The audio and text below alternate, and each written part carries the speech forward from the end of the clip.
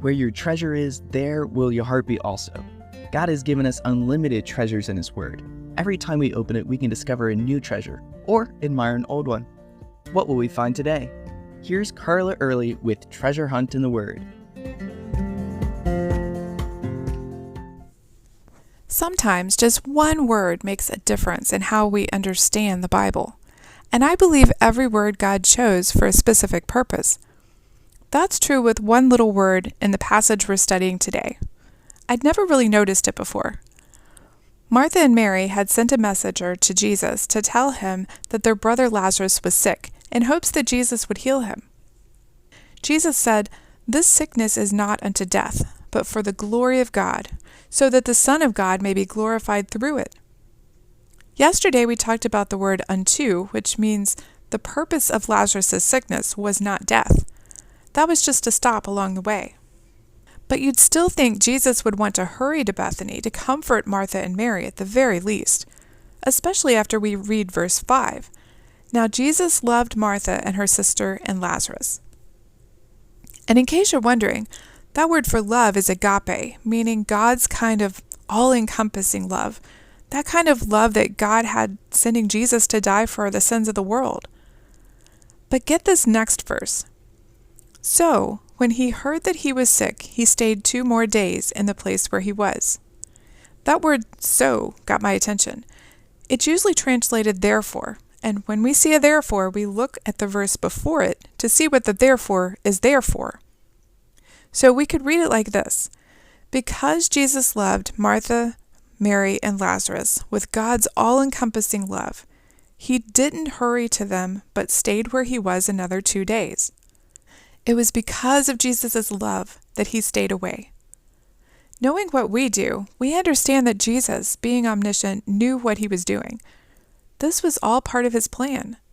But his disciples, Martha and Mary, must have been so confused. But part of his plan included teaching the disciples. In the future, they would go through fear and suffering, and they would need to trust Jesus, just as he was teaching Martha and Mary to trust him. Jesus knew Lazarus was sick before he got the message.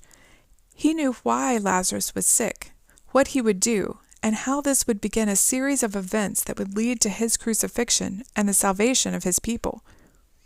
Yes, he knew what he was doing, and because of his love for Lazarus and his sisters, he included them in on this first miraculous step. Jesus knew the pain that they would have to suffer. But he could see to the other side, and he knew it would be worth it in the end. Because of this miracle, so many people down through the ages would believe, and Lazarus, Mary, and Martha would be recorded in the Bible for people to read about for the rest of time. So when we run into a trial, just think Jesus may be using this trial in so many ways. If nothing else, he will be teaching us something. We can learn to trust him more, depend on him, learn who he is, and how we can draw closer to him. It will refine our faith. We'll learn discipline. We'll learn how to recognize his hand. But he never does things in a vacuum. Our lives affect so many more, and people are always watching. Through our trial, the Lord may be bringing others to believe in him. And just think, if God does a miracle in your life, everyone in your sphere of influence will know about it. In the end, it will be worth it. And you can realize how much God loves you. You can contact us at treasurehuntintheword@gmail.com.